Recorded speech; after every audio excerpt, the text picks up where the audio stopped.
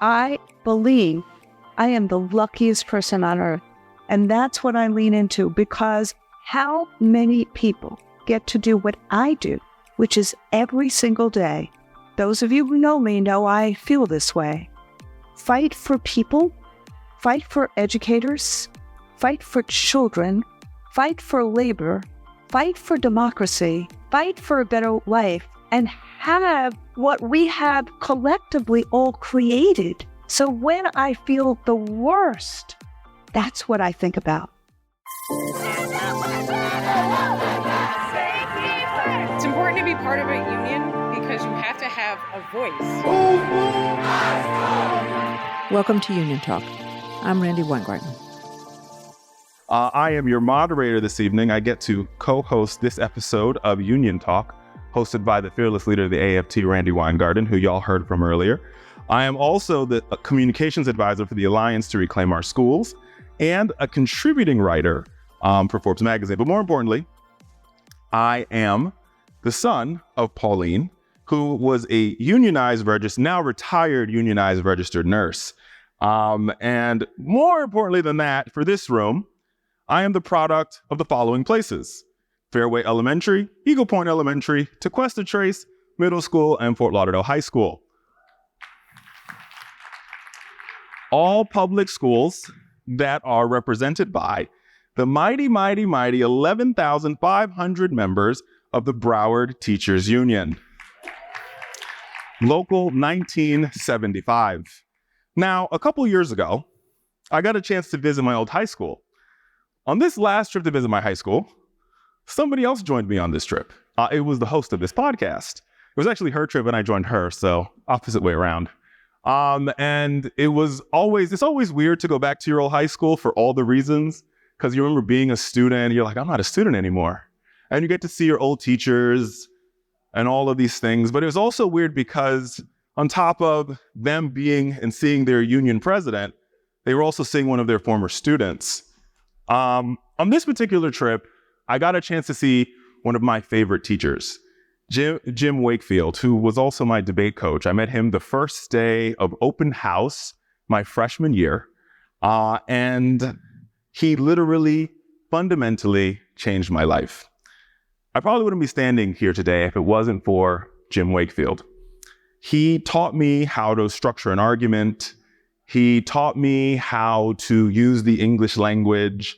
But more importantly, he taught me how to be myself and actually believe in myself. He taught me that anything was possible.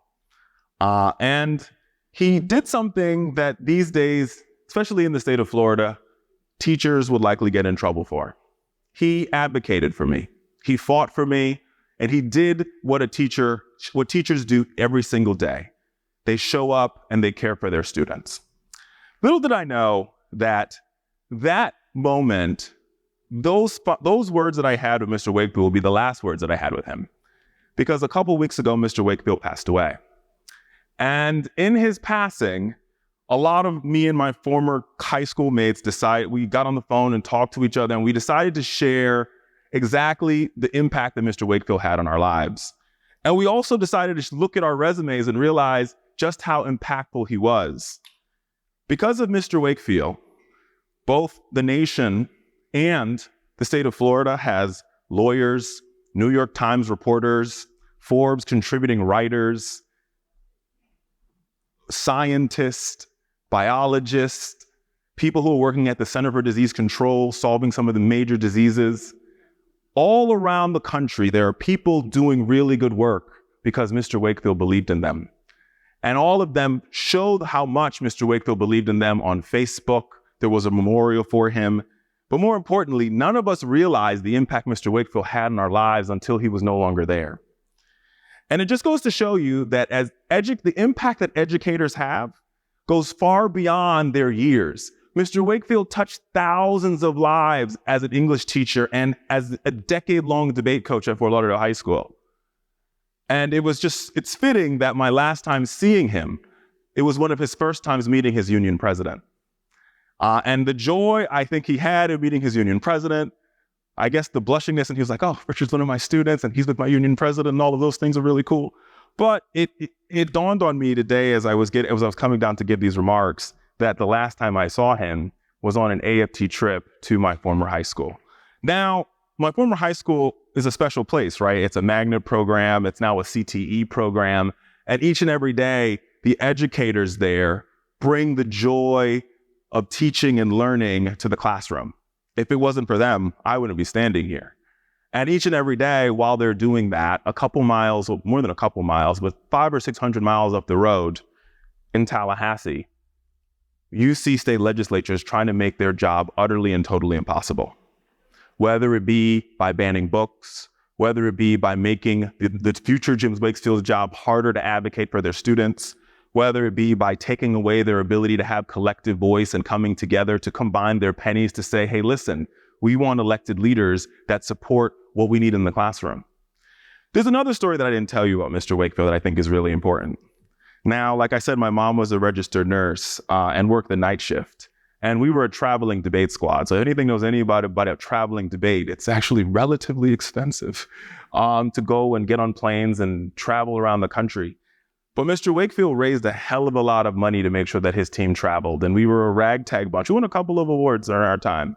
But Mr. Wakefield did the impossible. I don't know how he made the finances of our debate team work, but we worked and we were able to travel around the country and take on some of the best private schools as a public school. And that is because he had the power of his union. And every time he sort of went to the line, he said, listen, I have to take these kids here. And the principal had a problem with it. He knew his union would have his back. And that's the power of unionism, because the power, when teachers advocate for themselves and they care for their students, they do it because there's a union that has their back, right? And that's what caring is all about. So to talk more about the ideal of caring, please join me in welcoming to the stage my good friend and the president of the California Federation of Teachers when he got the role in March 2019, Jeff Freitas. And before that, he was a CFT Secretary Treasurer for 8 years. He is the first LGBTQIA member to become president of the CFT, and he's been advocating on behalf of his members for the past 2 decades, and he is the embodiment of what it means to care. Jeff?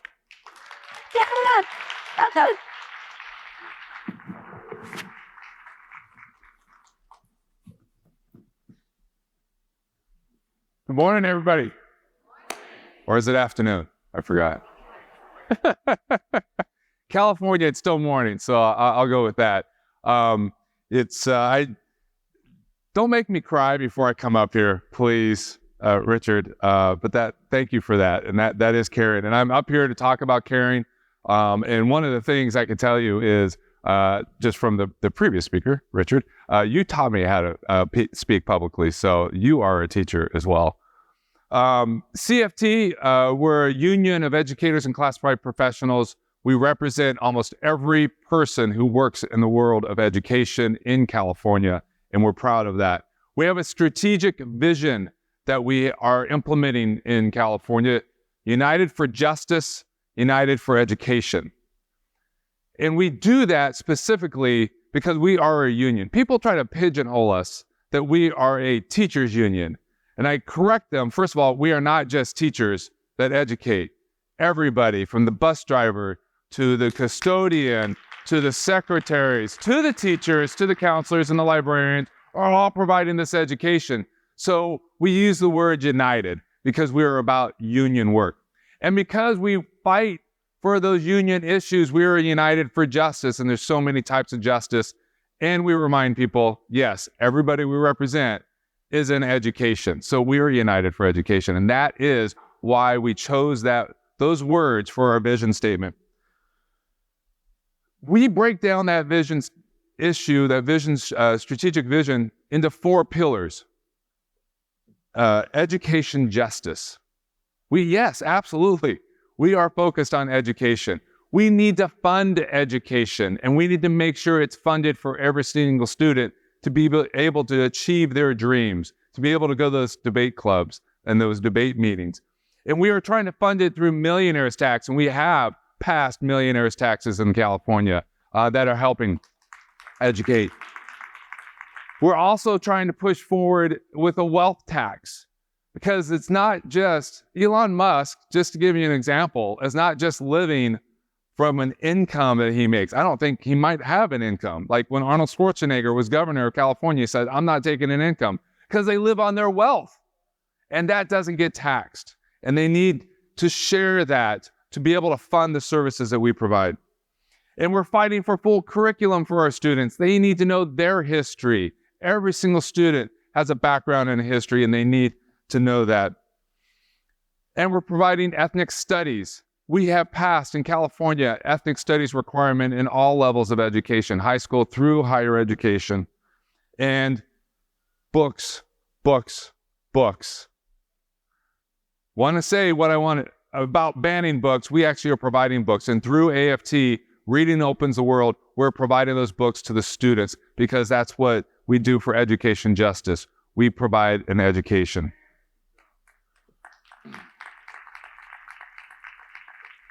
We have to care about our workers, and so there's worker justice. We represent community college faculty in the state, a majority of the community college faculty, and majority of them are part-time workers. They don't get health care.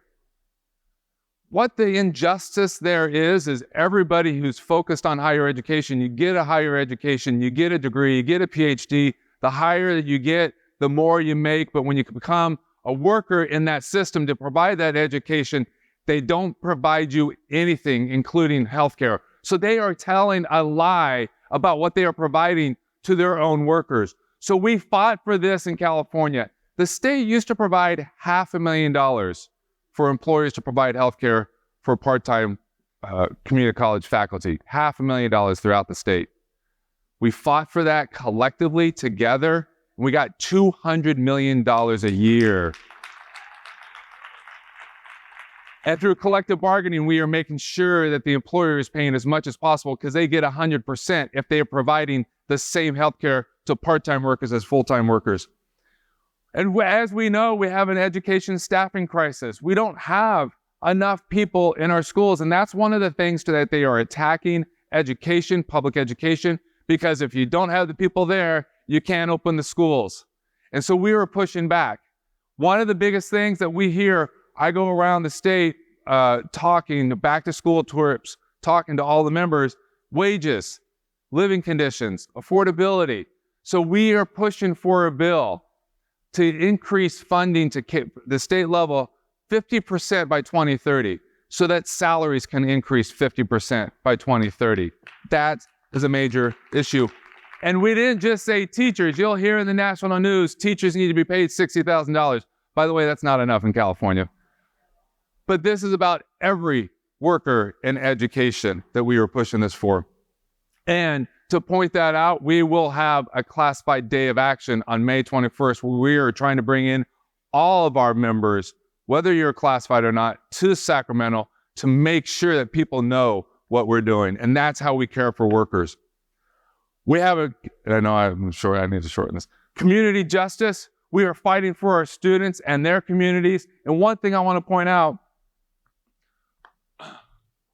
in English and Spanish and any other language that people ask, we are providing for every classroom, every office, these signs to every single one of our members. Because we are fighting against pride flag bans. We are fighting against Black Lives Matter flag bans. We are fighting against all of that.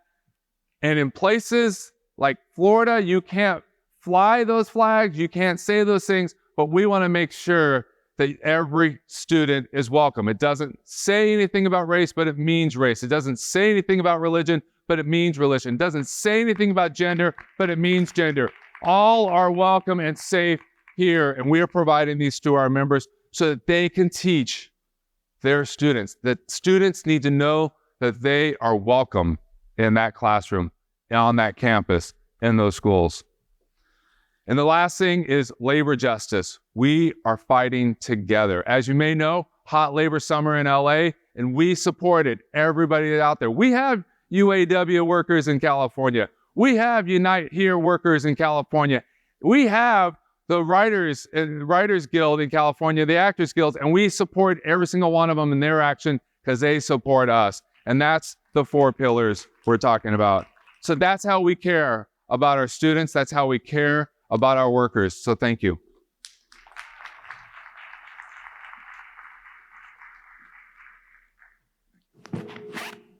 All right. Let's give it up for Jeff one more time. Black women. Black women. That should be a hashtag. That should be a phrase. That should be a slogan. That should be an anthem. All of the things. A wise Black woman once said to me, and she's in this audience, if you're going to take on the man, you got to have the people. She knows who she is. It's the former, and well, let me give her real title, Secretary Treasurer Emeritus of the American Federations of Teachers, Loretta Johnson. In her image and in her likeness, new leaders have arisen. One of them I got a chance to meet maybe 2014. Back then, she was a political director, young and scrappy, but there was something magical about her. This ability to understand power and this ability to move people. She continued her growth and her power and her ability to understand people.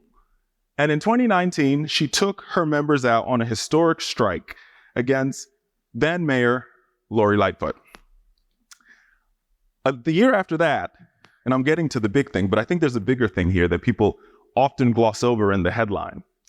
There was a mayoral race in the city of Chicago. But before the mayoral race, there was a runoff. And in that runoff, the Chicago Teachers Union did something that we've never seen done in American history. They fired the boss.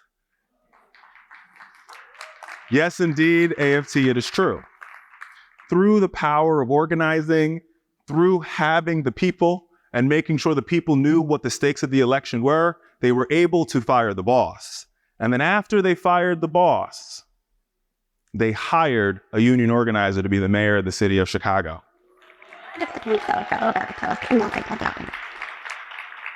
I am proud. She's a friend. She's somebody that I get to call a friend and an ally. And she is gracing the stage to talk about how we fight. Ladies and gentlemen, the president of the Chicago Teachers Union, Stacy Davis Gates.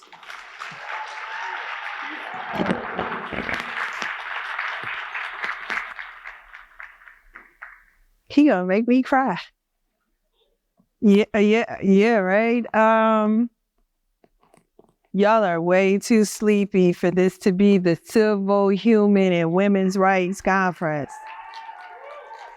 Like, if y'all don't know, everybody in here is under attack.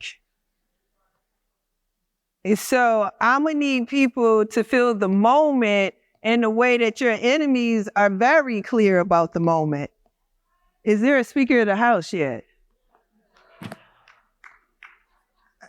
Asking for me. Like, is there?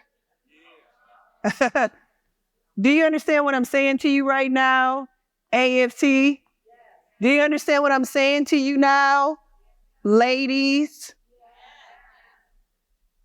Your uterus and vagina is still on the ballot. So I'm gonna need y'all to move around a little bit. I'm gonna need you to figure out how us, fight them for us. And you cannot fight for what you don't love. So what do you love in this room? Do you love the access of public education? Do you love communities that have both public and affordable housing? Do you love the ability that you have to still even go to the ballot box? Yeah. So if you love those things, then it shouldn't be hard to organize this room for the fight that you are already in, but you have not called it that. When Randi talks about real solutions, that's not cute. That's like where we are in this continuum of hell that was wrought upon us from the first Civil War. As a history teacher, I am struck by the moment that we're in, and also very much so struck by the moment that we don't know that we're in. the fascists, the white supremacists, they lost the first time. They want a rematch, you all. They told you on January 6th. But y'all in here quiet. I don't feel the energy of fighters in this room yet. So let's talk about this moment that we're in. We're in a moment where people like us are trying to hold on to rights that people like our forebears won for us. Where is my people from Florida?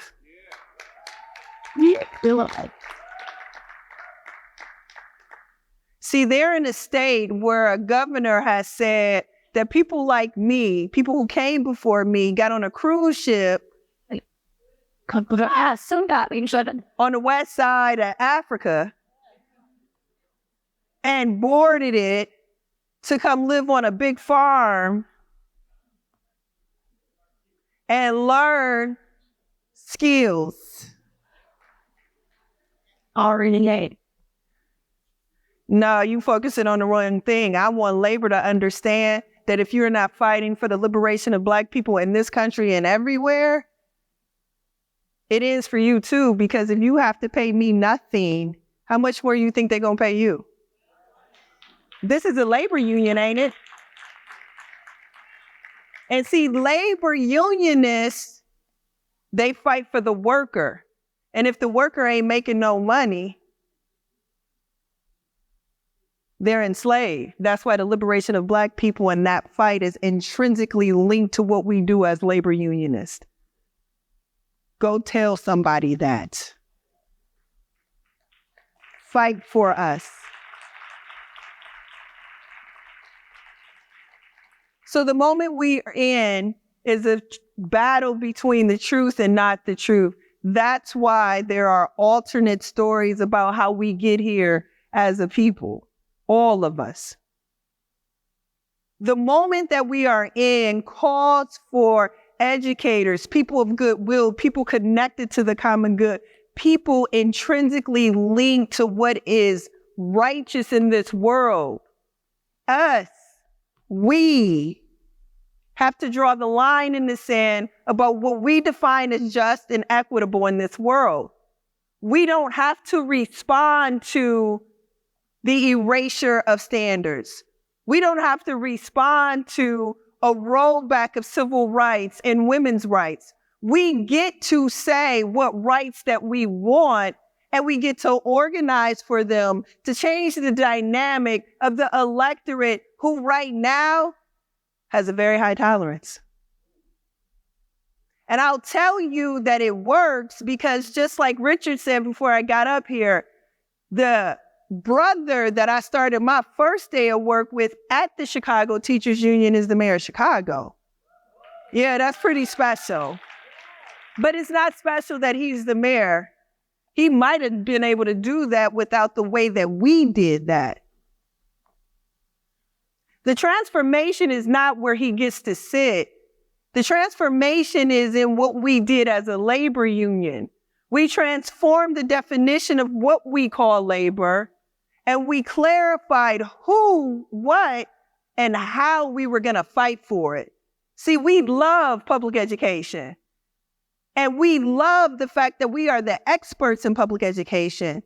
And because labor requires us to fight for the liberation of Black people, we say Black, and we say brown, and we say working, and we say low income. And so the fight that we are in, we define it in justice and equity. You could even define it in reparations if you want to. But the point that I'm making here is clarify who you love and what you're willing to do for them. See, our union was able to organize Chicago, and especially Black Chicago, in the space of you deserve. And ain't nobody in here getting what they deserve. You see what I'm giving you right now? A toolkit. You get to tell people what they deserve, and they get to believe you because you get to organize around what they deserve. Jeff said we deserve a millionaire's tax, right? Some people in here will say that we deserve Not Roe versus Wade, but leave me alone.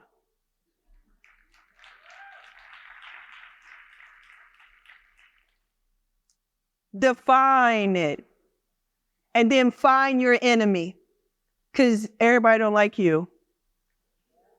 And Donald Trump has defined this. The Wall Street Journal has defined this. The Freedom Foundation has defined this. The Heritage Foundation has defined this. George Will has defined this. Are we waiting for locals, presidents, executive board members, teachers, nurses? Define it and make it very clear in the community, in the spaces where you have influence and power. And then you say no more. And then you march to the thing that you have imagined, not just with the people who pay you dues, but with the people you live next door to. The people who drop off their children in your school community. And you fight for what you all deserve. Fight for what you love. Fight for what you deserve. And fight with the people who deserve it with you. Thank you.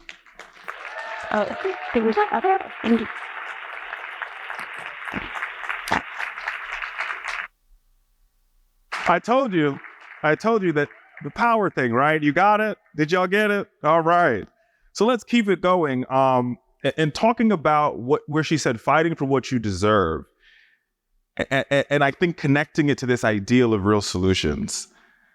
So I'll be honest. I have a favorite airline. I'm a Delta baby. I do like Delta Airlines. For all the other Delta lovers out there, I love you back. But one of Delta's main hubs is Detroit Airport. And so I would fly to Detroit all the time, and you see these teachers say, Detroit versus everybody. I didn't understand what that meant until I spent some time in Detroit. So I think the year was 2015, maybe 2016. And Detroit, there's no other word to describe it. Detroit's public schools were under siege by forces that you could only call helly, demonic, right? They were on a quest to destroy public education in that city. There's no other, and the goal was simple. You've heard, if you understand, Randi talks about this all the time. She's talked about it on this podcast before. Defund the schools, demonize the educators that work there, and then you shut them down. And we were at the part where they had demonized the educators and they had defunded the schools. Remember that part where I told you Detroit versus everybody? These educators continued to show up. They would make copies of the textbooks. They would bring winter coats in the heart of winter when the boiler didn't work. They would pack lunches for their students when the lunch lady didn't show up. All of these things. And then the conditions got so bad that it became a national story. In one day, the deplorable school conditions in Detroit made the front page of the New York Times and the Wall Street Journal on the same day. But the teachers in Detroit, and it brings the tears to my eyes, still showed up and they fought back. And because they fought back, not only did they win, and not only did they defeat, and when I'm talking about defeating Betsy DeVos, when we get to the point where these teachers actually convinced the Republican governor to give them a school board, right? And there's a bill on the floor for them to get a school board. Betsy DeVos is calling members of the Senate trying to block this bill. Not her emissaries. Betsy DeVos herself is calling members of the Senate saying, you have to vote against this. But these teachers and their real solutions and all the things that Stacy said, working with their neighbors, talking to the people, was able to see this district turn around. Today, not only are the teachers still there, enrollment is up. They have a school board. The teachers have raises, and they're seeing achievement increase. Now they're taking on a new challenge, fighting illiteracy in the city of Detroit and making sure that every student who graduates Detroit's public schools can read. These people are utterly dynamic, and when they say Detroit versus everybody, they mean it. I want to introduce one of this brother who was behind this movement for all of it. He's a friend of mine, and he's going to talk to you about what it means to we show up. He's the former president of the Detroit Federation of Teachers, now the president of AFT Michigan, my good friend Terrence Martin.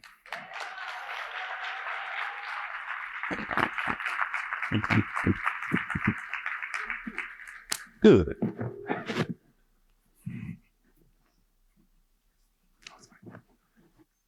What up, though? Y'all remember.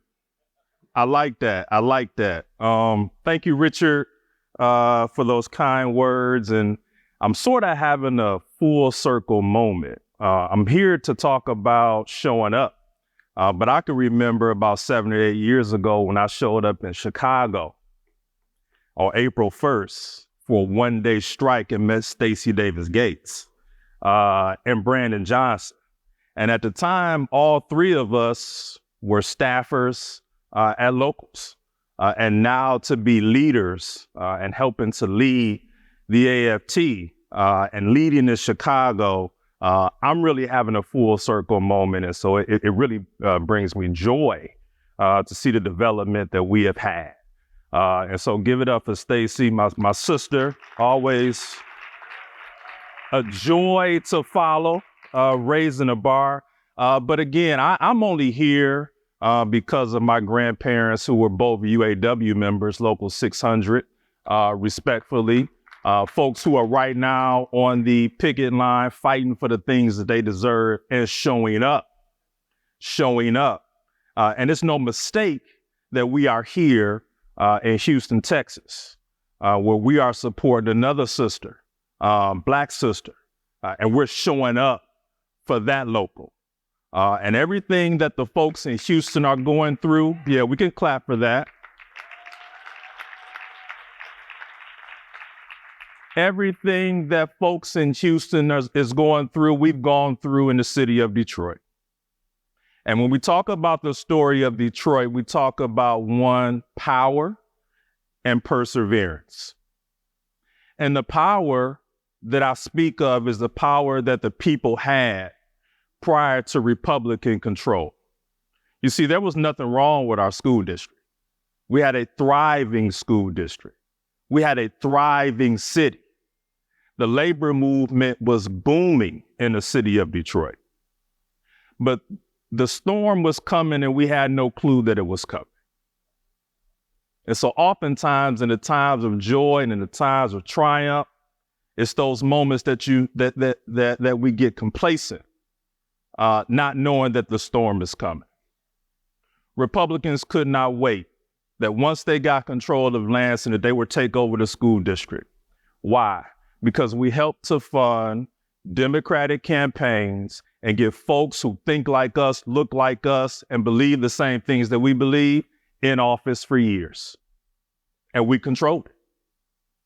And so at that moment, when we lost Democratic control, Republicans came straight for Detroit. And it was no secret that people who look like me were in power in that city. You see, a lot of these lessons that we see are not new. They just continuously repeat themselves from one city to the next, from one state to the next, from one group of people to the next. And Detroit was no different. You see, when Republicans came and took over our city, they defunded education. They helped to contribute to the homeless population in the city. They stripped labor unions of their rights to bargain fair and equitable wages. And they didn't apologize for it. And so here we are with a school district that is defunded, with a city that has lost its population. And now we're looking around and seeing, well, who's going to show up for us?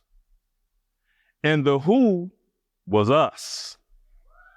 It was us. And so that's when the perseverance comes in. One of the hardest things that I had to do as a labor leader at that time was show up each and every day. Show up each and every day not knowing what school's going to be closed today. Showing up each and every day, not knowing what issue is going to happen at a local. Showing up every day, even though the powers that were against us were winning at the time. Okay?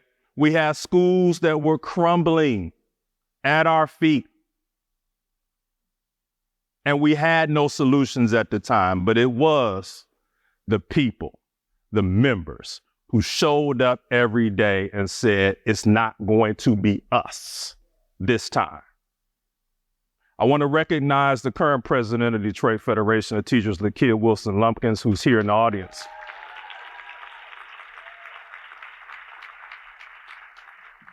At the time, Lakia had worked in a school, Spain school, that made national news that Richard was talking about before. One of the worst conditioned schools in our district. And she went on the news and she told the story, right? That's showing up. That's showing up for the people that we service each and every day.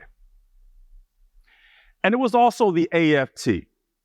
And, we talk about this, when we throw this stuff around, we talk about showing up for people and really being present. But someone who was present for us every day. It wasn't a time that I couldn't pick up the phone and call Randy and say, hey, Randy, I just want to run something by you. What do you think about this? Randy was always there for us. And so I certainly want to recognize Randy for that too. But it was the people in the city of Detroit who said, hell no, it's not going to be us today, right? And it was us going to churches and going to community groups and seeking our members who really wanted to be there with us for that fight that helped to turn things around in Detroit. And as Richard said, we now have an elected school board. We now have control for the first time in the state of Michigan in 40 years. We now have Democratic control of the House, of the Senate, and the governor's seat in the state of Michigan.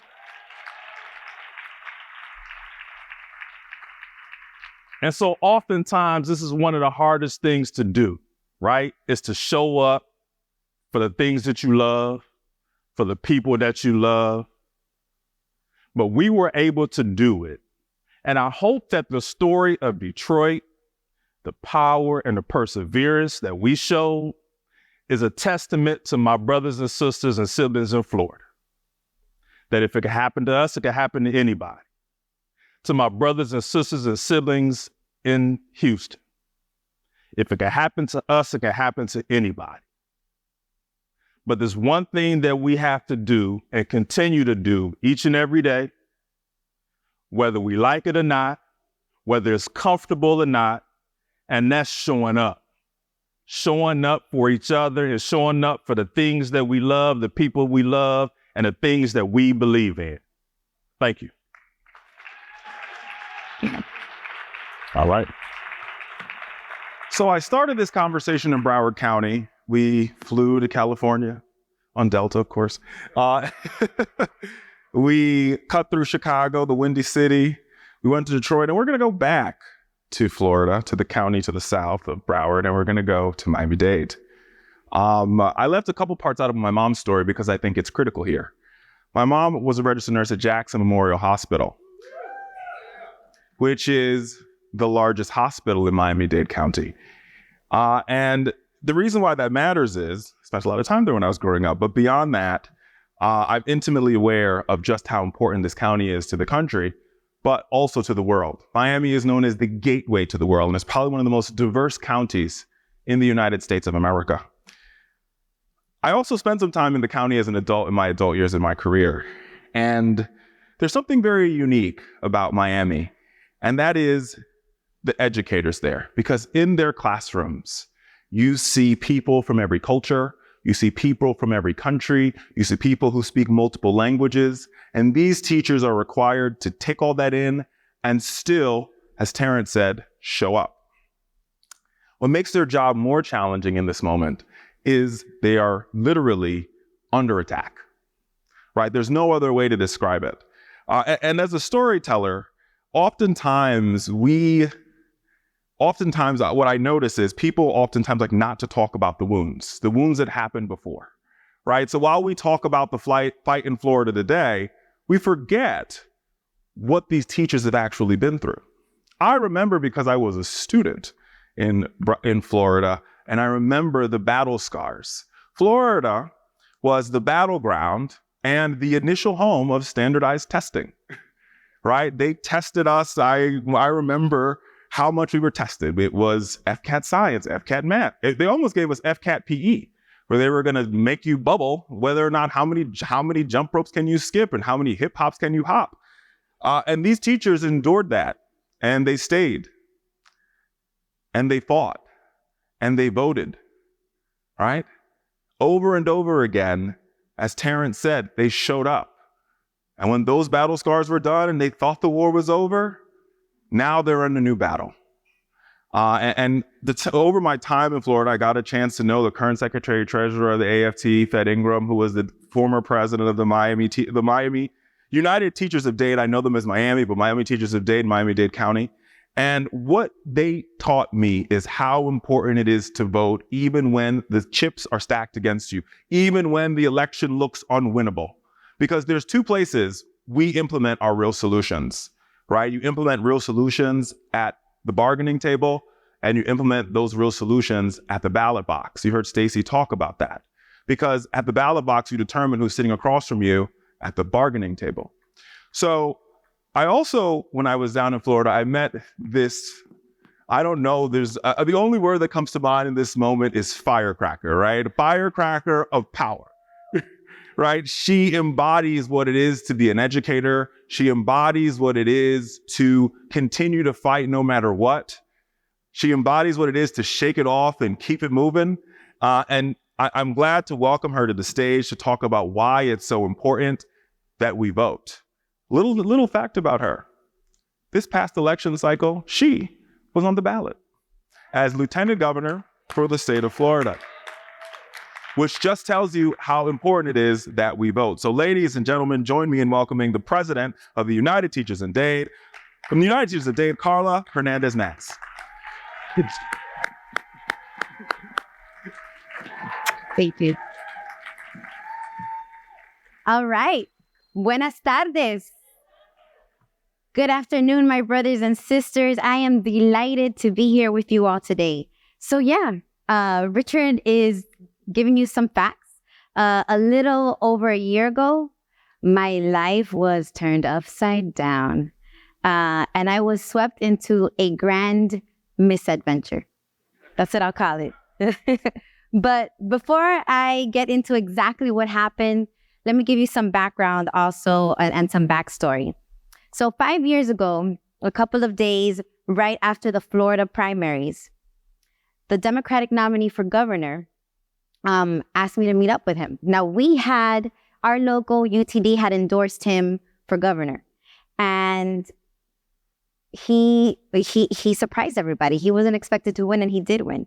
And then, so Andrew Gillum says to me, why don't you come over? I'm going to be in Miami. I'm going to be in IHOP. Just meet up with me. Let's talk a little bit. I go to IHOP and I'm waiting for my eggs over easy with some hash browns. I'm kind of hungry. We're talking. And Andrew Gillum at that time asked me to be his running mate for lieutenant governor. That was 5 years ago. And I was awestruck and I was baffled. And, obviously this was something that I wasn't expecting. I was waiting for my eggs. I was like, hold on a second. I need some coffee. What's happening here? There were a lot of things happening at that time. I had 2 small children. I was also making sure that a ballot measure for teacher pay raise was on the box, was in the ballot, and that we passed it. And so there was a lot at stake. And so after days of thinking about this and consulting with really important people, including my sister Randi, I decided not to run for lieutenant governor. And then last year, around this time, I'm offered the same opportunity, except through Charlie. And so here I am. I'm thinking, I'm being asked for the second time. what an honor to be asked, period. But to be asked twice, it's almost like you better say yes, girl. Something's going on. You better say yes. And so, I said yes, but let me put some things into perspective, okay? Picking a former teacher turned local union president to run for statewide office in the third largest state is kind of sort of like putting a high school pitcher in the World Series. Just so that you know, okay? Just so everybody knows. It's incredibly rare that a non-politician is ever asked to be a running mate, let alone a Hispanic woman who has never run for public office. And keep in mind that, obviously I had small children the first time, and the second time, I just said, okay, I'm going to do it. Let's go for it. So he has turned out, that D-man has turned out to be 100 times worse than we ever expected. And I'll tell you that those 10 weeks on the campaign trail are a blur right now. But there were a lot of important things that we learned in that campaign. So I'm going to share some of that with you. And the point is that we need to go back to the basics of organizing voter turnout. Consider the history of voting rights. Throughout the ages, people have fought for the right to vote, battling against discrimination, inequality, and oppression. And we owe it to future generations to exercise the right to its fullest. It's not a privilege. It's our responsibility. Now, and I understand that sometimes it's easy to feel disillusioned or think that our individual vote won't make a difference in a sea of millions. But remember this, every vote is a building block of democracy. It's a small step towards progress, and when millions take those steps together, they can move mountains. And in recent times, we witnessed, we've lived it actually in Florida, the impacts of voting. Elections have been decided by a handful of votes. And politicians have been shaped, and not politicians, policies have been shaped by really narrow margins. So your vote could be what tips the scale in favor for positive things. So I'll put some things in context. In 2018, 8.1 million voters turned out for the gubernatorial election, and DeSantis won by 30,000 votes. It was a very narrow margin. In 2022, just last year, less voters turned out. Only 7.7 million, and almost 1 million less Democrats.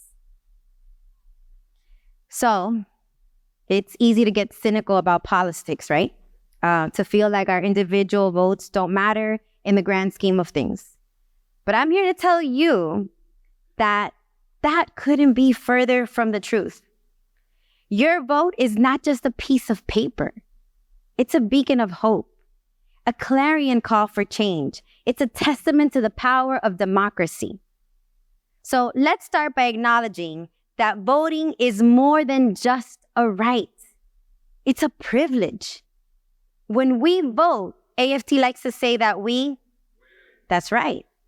When we vote, we express our values, our dreams, our hopes for a brighter future. But here's the kicker, y'all. Voting doesn't just matter for you. It matters for all of us. When you cast your ballot, you're not just voting for your interests. You're voting for the collective well-being of our community, our nation, and our world. Your vote has the power to shape policies in healthcare, education, the environment, and countless other issues that impact all of us. So think about it. When the turnout is low, a few voices can drown out the many. The decisions made in the quiet corridors of power affect us all. And if we're not at the table, someone else will decide for us. Low turnout can lead to policies that don't reflect our needs, our values, or aspirations. Just look at what's happening in Florida. But when voter turnout is high, the true spirit of democracy shines. It's a sign that we're engaged, that we care, and that we're ready to hold our leaders accountable. It sends a powerful message that we, the people, are the ones in charge and that our voices must be heard. And change doesn't happen overnight. And it starts small. And every vote is a building block, a step towards progress. It's a way to nudge our society in the direction of justice, equality, and opportunity for all. Think about those who have fought for the right to vote throughout history. The suffragettes, civil rights activists, and so many others. They knew that the ballot box was a path to a more just world. So your vote is a tribute to their struggle and sacrifice. But here's a beautiful thing about voting. It's not just about what you're against. It's about what you're for. It's not about it is about the positive change you want to see in the world. Voting is a tangible way to express your values and make your mark on history. So as I wrap this up, I want you to remember this. Your vote is your voice, and your voice matters. Let's not take this privilege lightly. Let's embrace it. Let's nurture it and build a better, more inclusive, and more just world for all. The importance of voter turnout cannot be overstated. The power to make a difference lies within each of us. So when the opportunity arises, don't squander your superpower. Cast your vote. Take a friend. Organize your school. Organize your church. And together, we can continue to shape a better, more just, and more inclusive future for all. Remember that when we vote, thank you very much, everybody. Stay up here. Yeah. Karla's going to stay up here. We're going to welcome back Jeff Freitas, Stacy Davis Gates, Terrence Martin, and of course, the host of this wonderful podcast, the president of the American Federation of Teachers who believes in real solutions, Randi Weingarten. So, all of you talked a lot about personal journey and what has happened that gets you to where you are today. I have a lot of questions that I want to ask, but I really want to ask this one question more than anything else. What gives you hope? What gives you hope? I mean, I could ask, how do real solutions work and on and on. What gives you hope to not only do the work that you do now, but in all of the things that one is facing? And Karla, I'll let you go last because you right now are more in it than any of the rest of us on this panel. So I'm going to let you go last. And we'll go from Jeff. It's so funny to say to my right because none of these people are to my right. So Jeff first. That's a good question, Randi. I would. There are three. Thank you. I would say there are three things that give me hope. One, my husband, having that peace at home after a long day of these fights, having that solid backing of my husband. The second are the other leaders that help me carry out this work. None of this work is done by any one single person and can't do that. And seeing their actions and their work give me hope. But the real one, and this is the third year I've done it, and I'm going to continue to do it as long as I'm president of CFT, is going back out and talking to the members and asking them hard questions and asking them, why are they doing this? And it's because of the kids. I'm a teacher. These are educators. They're all educated. And that gives me hope That's what drives me, are the members and their answers to that. And it gets me back in front of that computer, in front of that desk, talking to whoever I need to drive for our vision that we talked about earlier. But it's the members that give me hope.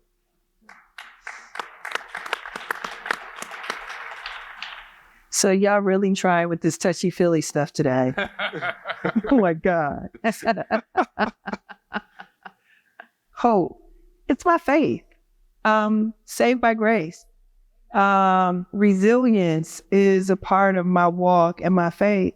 And that takes pressure off of the decisions that we have to make, because we get to make mistakes. We do. I don't care what anyone tells you, Black women, you get to make mistakes too. And you get to fall down and get back up. So it is the protection, safety of my faith and its practice of resilience and grace that gives me hope. But here's the thing, you all.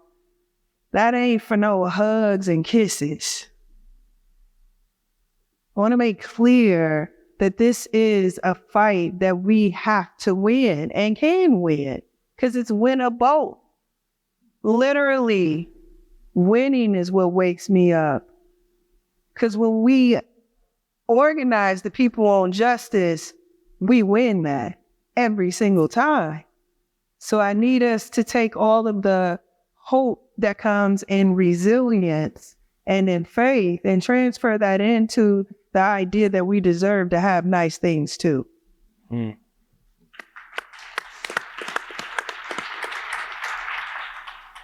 I think one, have an opportunity to connect with members, people who are really at the ground level of the work that we do, and them appreciating what we do. I think also being in community with folks who are in the same fight as you gives you hope. And then I think the third is the opportunity to celebrate a victory. It's okay to celebrate wins. Yep. And I think that the chance to celebrate a win, the chance to be in community with folks who are in the same fight as you, and really connecting to the people on the ground level of this work is really what gives me hope.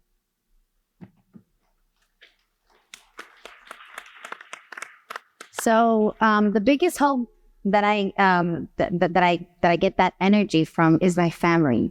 And I know that I've shared this with you, Randy, but people might not know. I'm a first-generation American, and my dad was a farm worker, and he was cutting sugarcane and picking tomatoes. And, you know, he told me, you were born in this country. Don't let people treat you like a second-class citizen. And he taught me the importance of the labor movement. And then he became the skilled laborer and a carpenter. And because he was a carpenter, I had healthcare. And because he was a carpenter and he was in the union, my parents could afford to buy a 2-bedroom, 1-bath house where 5 of us lived. And I thought I was I was good. I had a backyard. And my parents taught me that there is such thing as an American dream, and that the American dream is possible, and that a girl like me could become a local president and a leader. And now I see my kids, and my kids are in school, and they have great public school teachers, and they're thriving, and they're learning so much, and they're happy. So my family gets the hope. So I get to ask the final question, and I'm going to continue on the touchy-feeliness because I do think it matters. And I'm actually going to start with Randy and work my way down because I think I want her to answer this question too. Because I think haven't spoken enough today. No. But this is one I've gotten before, because everybody, all of y'all up here, have faced your fair share of attacks, right? And whether even the best boxer takes punches. So how do you deal, in a moment of vulnerability, how do you deal with the punches? Randy? Okay. That's a particularly good question this week, after all the things that are going on. I mean, the reason I say that is, for those of you who don't know, look, I know people who are hostages in Gaza right now. They are friends of mine. I know the kibbutzes where people were murdered. those are people who I have worked with for years to try to get to a two-state solution and fight for Palestinian rights. So it is a very, and some of you have come up to me, it's a very hard week because, as I said to Stacy, my job is to keep this union together and not to feel my own personal rage and sadness about the humanitarian crisis in Gaza and about the murders by Hamas in Israel. And so part of dealing with taking the punches is to kind of do what all of what everybody has said. Lean into faith, lean into family, lean into friendships, understand the reasons why we are doing this work. And something that, frankly, Al Shanker told my mother when she was on strike years and years and years ago in the 1970s. My mother was a second and third grade teacher in Nyack, New York. She was on strike for 6 weeks. The Taylor Law was there at the time, so as Cordelia and others from New York know, so she lost 2 days' pay for every day not worked. And my sister and I were trying to go to college. We took out a whole lot of student loans to go to college because my father at that time was also laid off. And Shanker had a meeting with the people from Nyack, 294 of the 297 teachers at the time were on strike. And he said to all of them, you can scream, but scream in the mirror. Because if you scream outside, you don't actually know what the ramifications of all of that is going to be. And off of that, Shanker and I used to both have a saying. His was, don't get mad, get even. Mine was, you will know when, but you'll know why. The New York City people know that. You won't know when, but you'll know why. But the point in doing that and all of this is to actually then be able to lean into our values and understand the reason we are taking these punches is because what we do together and what we try to do as leaders is we are fighting for a better world, a more just world, a world which people who are vulnerable get the opportunities they need.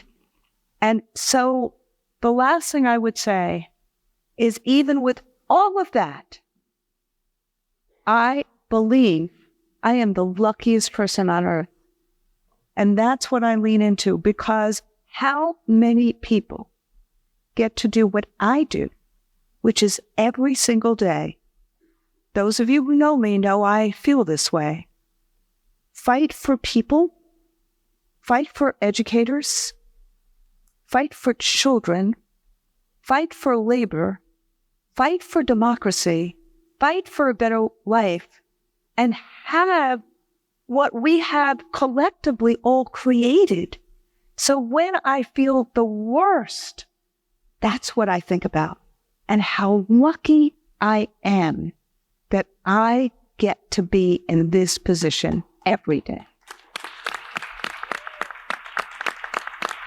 Karla? So I really appreciate that question, because I think it's not something that I've mastered yet. I think it's hard. And, sometimes I just have to disconnect from the social media. Always good. I'll just find some time to pray, go back to my spiritual center, pray and find clarity in things. And I think that as leaders, sometimes we neglect ourselves. And, we even in this conference yesterday at the Latino Task Force, we were talking about mental health for children. And we have to talk about our mental health too. Being well and being able to recalibrate and being able to say, okay, I need this break, because if I don't, what's going to happen to me and the rest of the people that are counting on me. And we always have to be strong. And you're right. We have to make sure that we are screaming at the mirror, not in public. So we have to make sure that we're taking care of ourselves too, of our spirit, of our mind, of our soul. And sometimes just take a little disconnect. Mr. Martin. So my higher self, growing up in a Christian household, my 97-year-old grandmother would say, pray to the Lord, don't trust in your own understanding, and lay it to the feet of, and I believe all of that. And I believe that I'm living in my purpose and the job that I'm doing, I'm supposed to be here. But what my not so higher self will say, punch back, and be on the offensive, and take a shot and take a chance. I think far too often, as people of purpose, we wait till something happens and then we respond to. But I think punching back also helps me to deal with some of the pushback that we get. It's not always the best thing to do, but it certainly makes me feel good. And I think it's a thing that a practice that we need to do more of in the labor movement. And when you're on the right side of the issues, which we are, it's okay to push back too. Yep. What's the questioning here? So, what do you do when you go? How do you respond to the punches? Oh, how do I? I wear beyond wearing like earrings or chairs. With chairs on them. I saw it. I like that. Listen, I believe in winning. That's how I do it. Because nothing pisses them off more when they have to lose. So consider it an honor to be targeted by those freak shows. Mm-hmm. That means you're kicking their behind.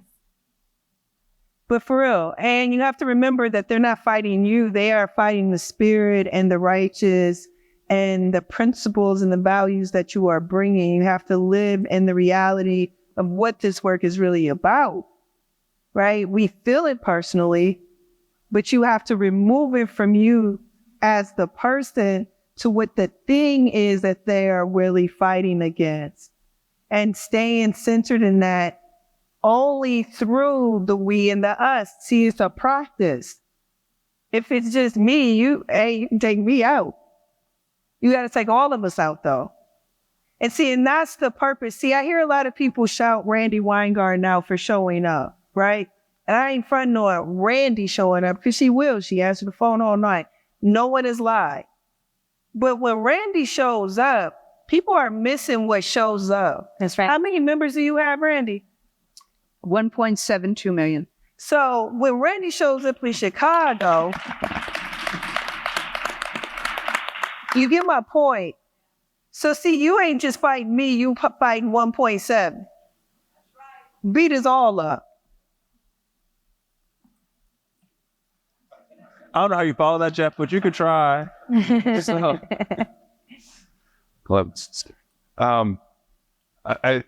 there's a slide. So I'm going to use a trigger word for some people. So to respond, what's harder for me is when I make a mistake, not when I'm attacked. Because everything I said, everyone said already. So when I was a teacher, my site rep said, I'm not the guy with the faggot earring. And I fought back and I became the president of that union.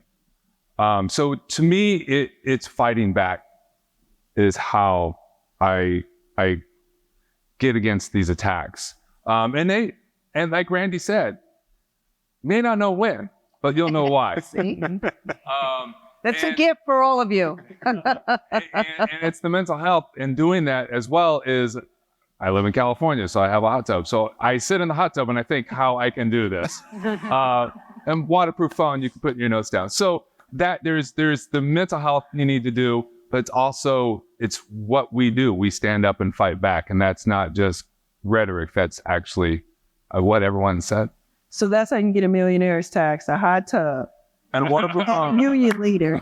I know it's a privilege thing, but it's also a California thing. Oh, in California. That's right. Well, this was wonderful. Well, first of all, Randi, thanks for allowing me to sort of co-host with you. This has been fun. It's fantastic. We love him. And thanks everybody for joining us in the audience. Thank you. And what we will do is we do 2 podcasts a month. And this is going to be this podcast. because the testimonials of what you heard from our leaders are just incredible. And so we'll advertise it, look forward to it. We'll cut and paste it, and thank you. But I want to say to Richard and to all of you, Jeff, Stacy, Terrence, Karla, it is a privilege to serve with all of them. And it is a privilege to watch this young man soar. So thank you, everybody, and enjoy lunch. Thank you. I hope you enjoyed this episode of Union Talk. Remember to subscribe wherever you listen to your podcast and tune in every other week for a new episode. Thank you, be safe, and be well.